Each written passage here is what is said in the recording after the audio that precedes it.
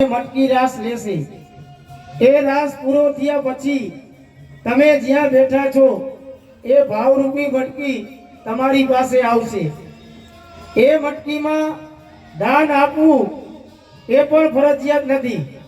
તમે એ ભાવરૂપી મટકીને બે હાથ જોડીને વધાવી લેશો તો અમારું મંડળ તમારા થકી દાન મળેલ છે તેવું શિરોમાન્ય રાખીશું।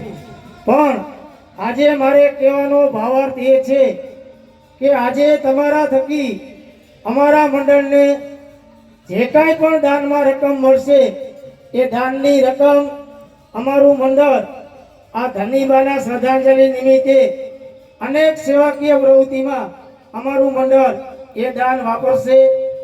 અમારું મંડળ દાન આપવામાં પહેલું પ્રાધાન્ય શિક્ષણને આપે છે। કારણ કે આજના સમયમાં જ્યાં ભણતર નથી ત્યાં તેની કોઈ ગણતરી થતી જ નથી। તો આપણા સમાજની અંદર ઘણા બધા